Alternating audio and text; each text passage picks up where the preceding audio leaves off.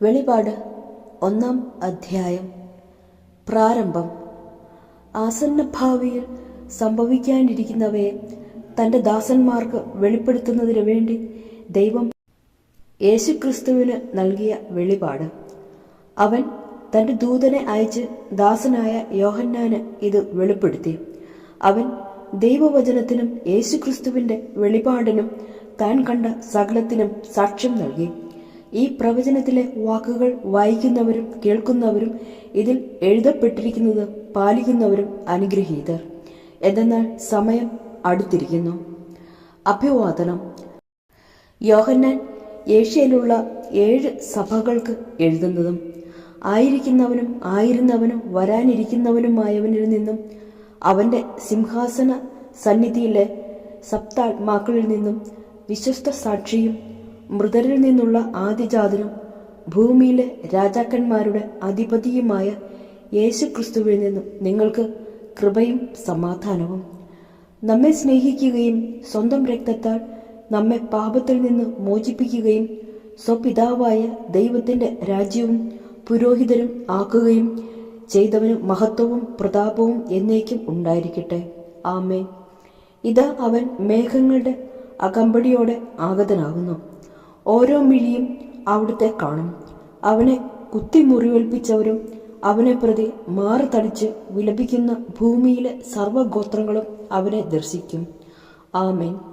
ആയിരിക്കുന്നവനും ആയിരുന്നവനും വരാനിരിക്കുന്നവനും സർവശക്തനുമായ കർത്താവായ ദൈവം അരുളി ചെയ്യുന്നു, ഞാൻ ആദിയും അന്തവുമാണ്. മനുഷ്യപുത്രന്റെ ദർശനം.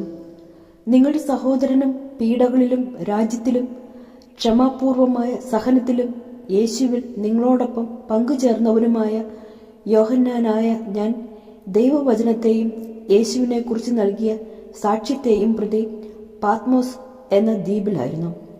കർത്താവിൻ്റെ ദിനത്തിൽ ഞാൻ ആത്മാവിൽ ലയിച്ചിരിക്കെ കാഹളത്തിൻ്റേതുപോലുള്ള ഒരു വലിയ സ്വരം എൻ്റെ പിറകിൽ നിന്ന് കേട്ടു. നീ കാണുന്നത് ഒരു ഗ്രന്ഥത്തിൽ എഴുതി എഫേസോസ്, സ്മിർണ, പെർഗാമോസ്, തിയത്തീറ, സാർദീസ്, ഫിലദൽഫിയ, ലവോദിക്യ എന്നീ 7 സ്ഥലങ്ങളിലെ സഭകൾക്കും അയച്ചു കൊടുക്കുക. എന്നോട് സംസാരിച്ച സ്വരം ശ്രദ്ധിക്കാൻ തിരിഞ്ഞു നോക്കിയപ്പോൾ സ്വർണ്ണനിർമ്മിതമായ 7 ദീപപീഠങ്ങൾ ഞാൻ കണ്ടു. ദീപപീഠങ്ങളുടെ മധ്യേ മനുഷ്യപുത്രനെ പോലെയുള്ള ഒരുവൻ. അവന് പാദം വരെ നീണ്ടുകിടക്കുന്ന മേലങ്കി, മാറോടടുത്ത് സ്വർണം കൊണ്ടുള്ള ഇടക്കച്ച.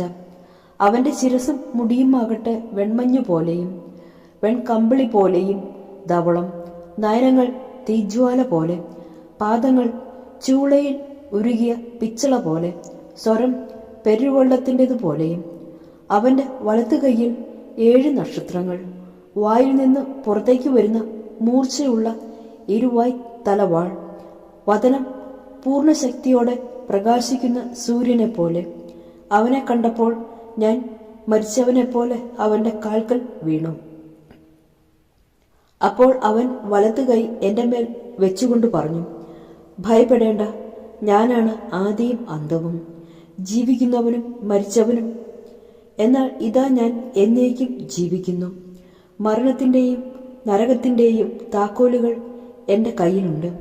അതുകൊണ്ട് ഇപ്പോൾ ഉള്ളവയും ഭാവിയിൽ സംഭവിക്കാനിരിക്കുന്നവയുമായി നീ ദർശനത്തിൽ കാണുന്ന സകലതും രേഖപ്പെടുത്തുക.